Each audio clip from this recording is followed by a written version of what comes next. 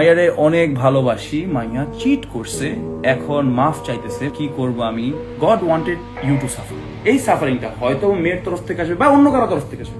Imagine ভাই, এই প্রতারণাটা তোমার যদি এই মেয়েটা না করে থাকে, যদি তোমার ভাই করতো, ভাই মানতে পারতা? তোমার বেস্ট ফ্রেন্ড করতো, মানতে পারতা?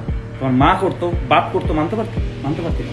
এই জিনিসটা আল্লাহ তোমার যে কত ভালোবাসে, তুমি জিনিসটা বুঝবা না। যে প্রত্যেকটা মানুষের লাইফে একটা প্রতারণা লাগে বুঝার জন্য যে বিশ্বাসের কদরটা কতটুকু।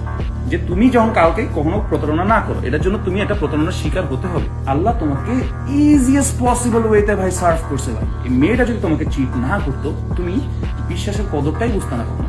আমার কোনো মেয়ে চিট করে আমার যায়ও হয় না ভাই, 2 সেকেন্ড চিন্তা করে না। আমি তোরে জান দিয়ে ভালোবাসবো, আমি তোর জন্য গুলি খাবো, তোর জন্য ফাঁসিতে জড়বো, কিন্তু তুমি আমার সাথে তেরি বেরি করো, আমি তোমার চেহারা কথা দেখবো। That's the kind of guy I am. I have a super power, I can walk away from situation. তুই যদি না বলতে পারোস, কোন একটা কারণে ওটা ছাইরা আসে, if you cannot walk away from a check, you don't have any power ভাই। You don't have any power ভাই, ইউ আর জাস্ট আ পুসি। আল্লাহ চাইছে তোমার কোন একটা ইম্পর্টেন্ট মানুষ তোমাকে দুঃখ দিবে। থ্যাংক গড, আল্লাহ এত ভালো যে তোমাকে লিস্ট ইম্পর্টেন্ট মানুষ, এই যে নিচে যে মেয়েটা আছে না, এই যে এটা এই যে এই জায়গায় লিস্ট ইম্পর্টেন্ট মানুষটা দিয়ে তোমাকে এই শিক্ষাটা শিখেছে। You should be grateful. আবার বলা কষ্ট পাস কি